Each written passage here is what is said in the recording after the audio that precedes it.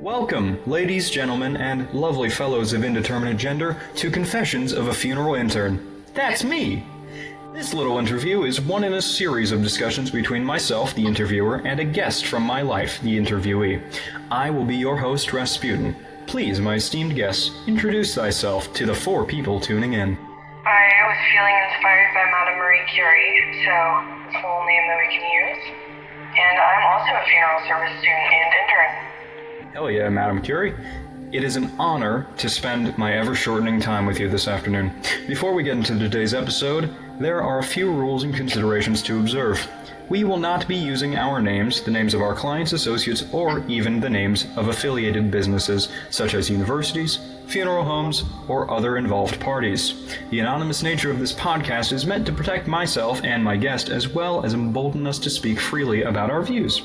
If we share opinions that you, the listener, personally find distasteful, that's perfectly fine. You will have my undivided attention at funeralintern.confessional@gmail.com, where you can submit comments, questions, and death threats to your heart's content. Trolling will be ignored. Without further ado, I'd like to begin today's episode with a question I ask all of my guests. How often do you consider your own death? Very frequently. Every move I make during the day. Yeah, well, I mean, in our occupation, or at least our field of study so far, it's pretty hard not to think about it. Even just walking down the street, getting into a car, anything can happen. I think one of the lessons I've learned most strongly, or at least one that I didn't consider before, is that death has no schedule. It's completely inevitable and also completely unexpectable in most cases. So there are many reasons why folks choose to enter this field, whether they have experience with death and mourning, whether they are devoutly religious, or whether they just like the aesthetic. No judgment here. I'm curious, what about mortuary science and funeral service drew you in? I've always been interested in science, human anatomy, and the arts, and I really wanted to be a doctor for a long time. As I got older, I went through a lot of classes and programs, but I realized that physicians don't really necessarily see a patient start to through their journey. Right. No, and especially because of how interdisciplinary we are, we get the chance to specialize in a lot of specific parts of a funeral service. If we find something that we're especially passionate about, we can make that our whole deal and still, earn a living wage. I also wanted to go into the health industry growing up because I thought that doctors and EMTs were basically like superheroes, swooping in to save people's lives. And then I considered it further, and I talked to actual medical professionals. I was like, oh no, I would not be suited for that kind of stress. But I mean, we find our callings usually when we least expect them, and I feel like the calling to help grieving people, especially when people die in our own families or close friends, it's often their closest support networks that do the most helping. We're here as funeral workers. My cat is trying to get in again. That's fine. As funeral workers, we're the first line of defense for grief. But the longer on that grief journey, it comes down to the friends and family of the bereaved. So a lot to do, lot for us to specialize in. I'd say during our time in university, we've spent hundreds of hours. Okay, I gotta let this cat in again. Apologies. During our time in university, we're actually from the same class for the last 3.5 years at redacted state university. And we've spent hours with a variety of very knowledgeable professors, and some less so. Did any one lesson from any of our teachers ever stick with you as a profound or vitally important idea? Don't bust up the casket. I think that's really important. Oh my god, God, getting those things through doorways can be absolutely impossible sometimes. And on a little bit more serious note, I think it's really important to consider that at the end of the day, there is nothing you can do. The most horrible thing has already happened to them. You're simply there to guide and support. Yeah. No, I was working with my mentor at the funeral home I'm interning at, and he's sort of the resident embalmer, more like back of the house kind of guy, keeps the operations running smoothly so the directors at the front have less to worry about. And we're working on we're dressing someone he had embalmed, and I keep apologizing to the body that I'm getting dressed because their head falls off the head block and thunks against the dressing table. And I keep apologizing to this cadaver, and he goes, "Dude, he's dead. he'll be fine." I think it feels right to talk to them. On the note of like talking to bodies, my mentor says he does so frequently. Just make small conversation with them, and often while he's embalming clients, he will get a feel for what kind of music they would like to listen to during the process. My mentor is telling me that this one woman he worked on, she came in looking pretty bad. He didn't give me specifics on the condition. I'm assuming there was some purpura, maybe some edema, old dead body stuff. And he got the sense that she wanted to listen to Elvis. He doesn't listen to Elvis, so he puts some on, and she embalms beautifully, like perfect distribution and diffusion, and that's it's a relationship that I feel is strange to say that I would love to have with the clients that come into the prep room, but I'd rather have that than like really spiteful bodies that don't want to work with me. Next question. This is one we've talked about before. On the whole, Western cultures tend to treat discussing death as a taboo, something to keep under the rug or away from the dinner table. This has the unfortunate result of a lot of secrecy and gatekeeping of information about the funeral industry. What do you see as the biggest misconception around death care services? I think one of the biggest misconceptions I've heard is that every person involved in the death industry is absolutely raking in money. And there's such a variety of firms, from very small, operated by one person who is paying every bill directly and doing what they can, versus large, multiple location corporations where they have everything super well divided and dictated. There's a great variety of people with different skills and different roles. Right, and even with the pandemic taking a lot of lives, the death rate in America, at least, has been steadily increasing over the last couple decades. So, most would naturally assume, like, oh, more people dying, more funerals. But no, cremation has actually surpassed burial, which is something a lot of folks would assume is sort of killing the industry. But a lot of funeral homes have been shutting down, especially as later generations are reaching their twilight years and passing. We get a lot of boomers coming through our prep room doors. But on the point of corporations, SCI especially has been taking a lot of businesses under their banner. And while we don't have like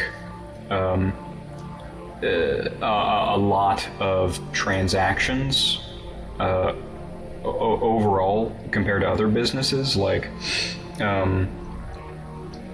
Dollar General, for instance, has significantly higher margins, but their profit margins are typically smaller because we tend to upsell to families. Something I really want to avoid being in a funeral industry is upselling to grieving people, because it does kind of feel predatory. Especially if you're serving lower income sort of neighborhoods, you don't want to look like a vampire. You don't want to look like an ambulance chaser. Giving affordable services is at least something that the funeral home I'm interning at it does, and it does usually lead to like net profit loss. There's a lot of generosity to be found in funeral services if you're able to look for it, and if the people you're working with are kind-hearted or understanding. But it can be a really tricky balance. Economics is not my forte in the slightest, but at least from what I've seen, funeral homes are not the most profitable businesses around. So, funeral business, like I mentioned before, is very interdisciplinary. We engage with multiple arts, anatomy, psychology, sociology, and theology, all on a daily basis because there are many niches that funeral directors and embalmers can fill.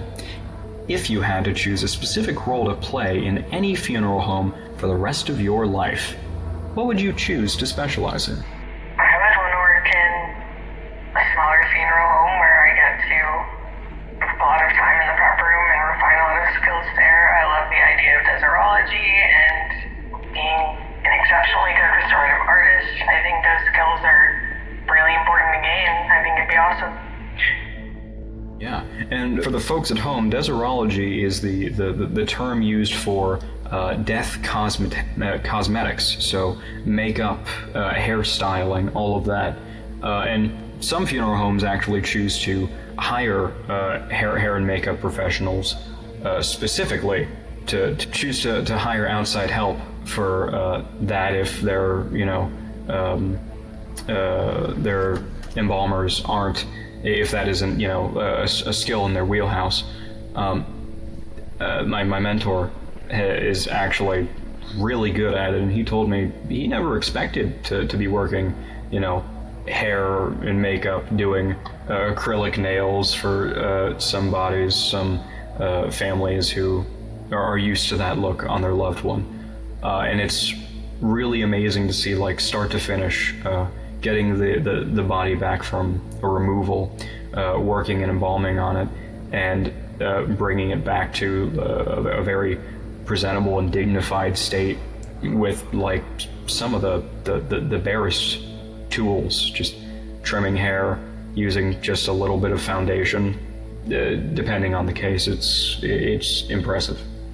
I'd like to know, what do you think the future holds for death in culture, practice, and or business? If you had a crystal ball that could see 25, even 50 years down the road with perfect clarity, what would you hope to see? I think right now with the internet especially, we are moving towards cremation, increased price transparency.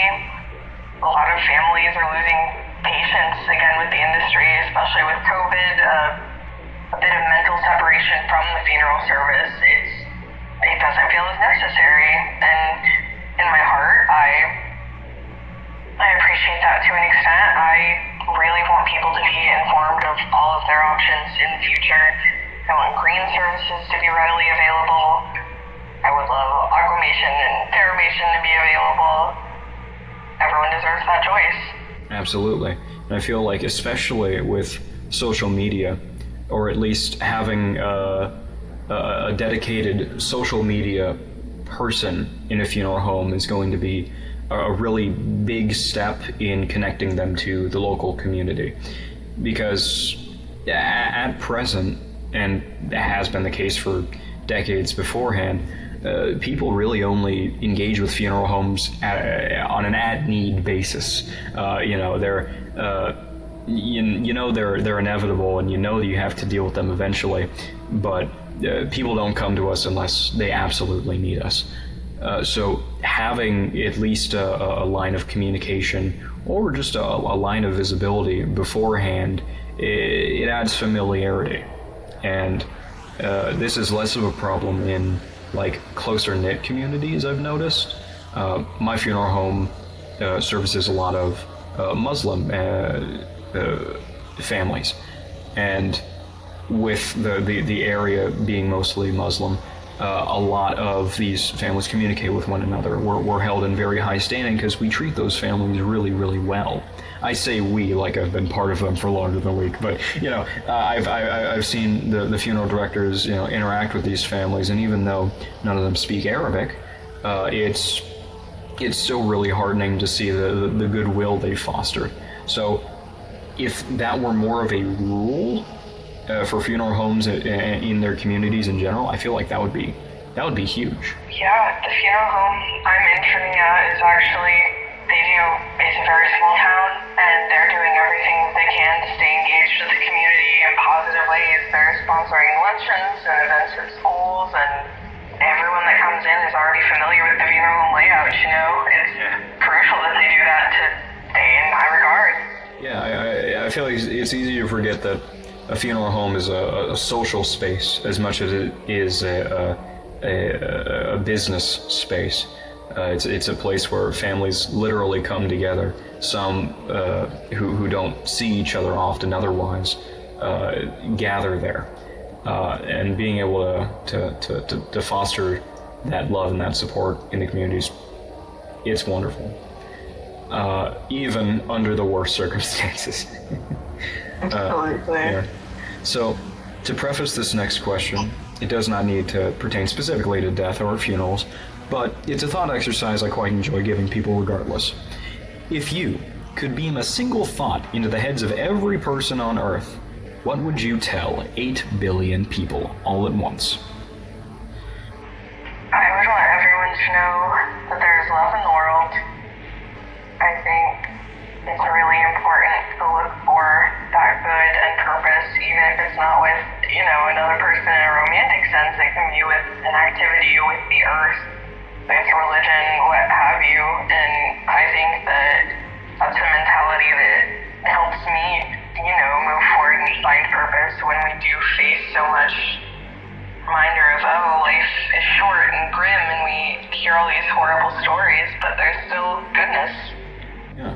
And, that goodness is something you have to seek out. Sometimes it takes a lot of work to make for yourself, but it is all around to be found in other people if you have your eyes open to it.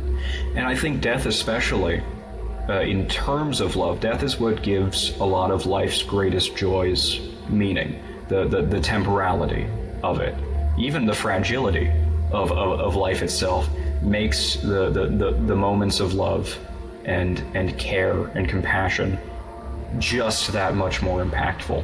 If we all lived forever, love would become absolutely meaningless.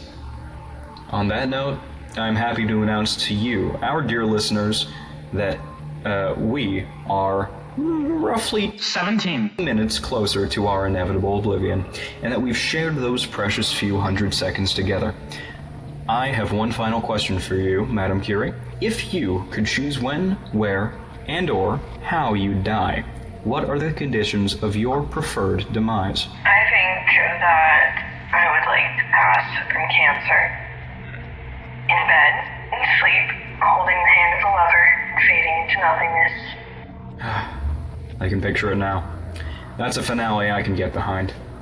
Thank you so much for your time, and thank you, our 3 listeners, for supporting our morbid little chit-chat. Again, we welcome your feedback in the forms of comments, corrections, and questions at funeralintern.confessional@gmail.com. For however long you and your loved ones have left, I hope you're able to make the most of it. We will see you on the other side.